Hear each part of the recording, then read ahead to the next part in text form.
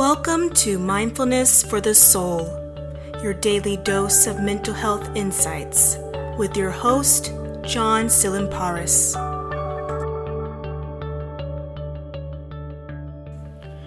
Once again, the holidays are upon us. The ostensibly joyous stretch of time, about 62 days, between Halloween and January, can be a festive time for many. But for others, it's no party. Instead, it can be a miserable brouhaha of high drama and anxiety. But interestingly, most of the holiday angst we experience is self-inflicted because our fear of rocking the hallowed walls of tradition and social expectation is immense. Nobody likes to be a crabby Grinch. The unavoidable pull to comply with the sanctified doctrines of the holidays is highly influential, to say the least. But the holidays do not have to be so stressful. If we open up our minds a little bit and heighten our awareness to how blindly we subscribe to holiday dogma, we may be able to alter our reaction to it. So, if indeed the drama is partly self-inflicted, then we have the power to uninflict ourselves and let go of the traps we easily fall into. Here are some tips to remember to survive the holidays. Lower your expectations. Don't expect family gatherings to go smoothly where everyone gets along perfectly all the time. It's an impossible prospect. The same goes for holiday decorations, travel arrangements, and buying the perfect gift for everyone, etc. It is unnecessary to spend a lot of money on gifts, especially if you don't have the resources. Instead, set practical budgets for gift buying, travel, and such. Overspending can lead to depression when the bills arrive. Accept that temporarily saving money and spending modestly is okay. Accept that nothing will go perfectly because nothing ever does. Accept that you cannot control your family, or anyone for that matter. Number 2, don't try to be someone you are not. Don't feel obliged to be merry and cheerful all the time. That creates a lot of undue stress and makes you feel guilty because you assume that since everyone else is happy all the time, which they are not, you should be too. If you are feeling down during the holidays, try to be cordial with family and friends without having to fake it. There is no reason to act falsely cheerful, and in contrast, no reason to be the Grinch. If you can, focus instead on the positives of the holidays and remain as neutral as possible. And if someone questions your lack of enthusiasm, politely explain, and you can choose your own courteous reply here, that you are a little under the weather, but will be feeling better tomorrow. Number 3 is, if you go away to visit family, try not to stay too long.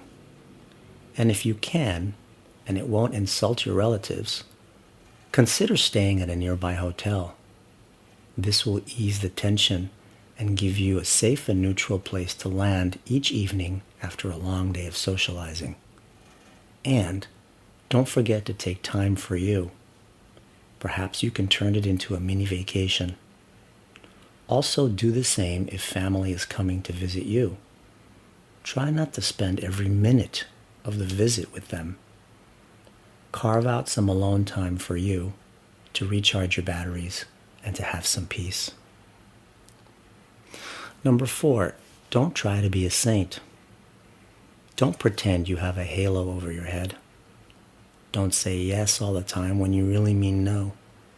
Otherwise, you will end up overextending or overcommitting yourself with too many obligations to fulfill. This may cause you to go into overwhelm. In reality, no one is keeping score, except perhaps you. Set realistic expectations regarding obligations, how much time you spend with family, etc.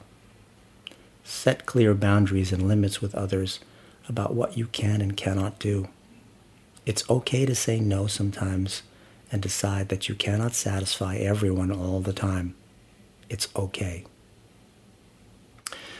Number 5 is don't romanticize past holidays. This one's really important. Don't fall into the trap of comparing previous holidays to current ones. Don't dwell on good times from the past that cannot be recaptured.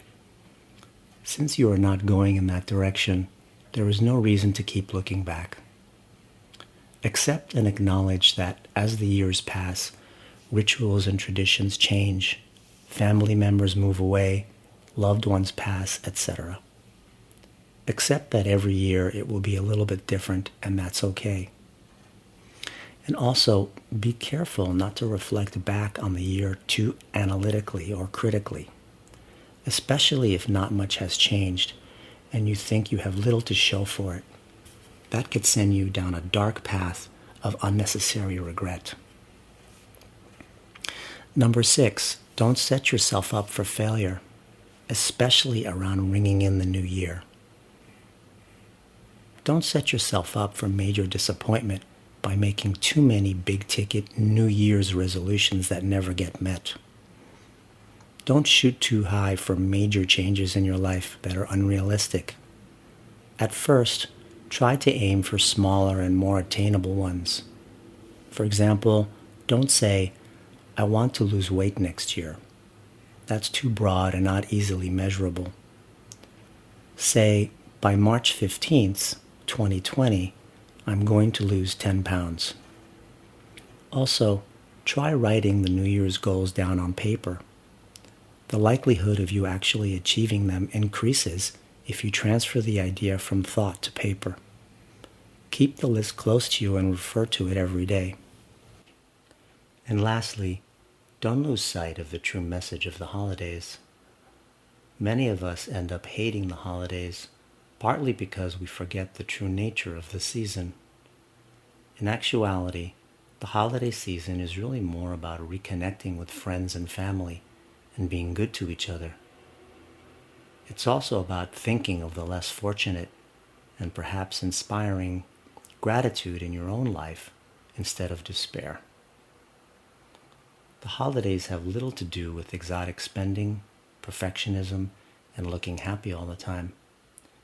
If we forget this fundamental detail, the holidays become a stressful, expensive, obligatory exercise we all have to grudgingly plow through every year.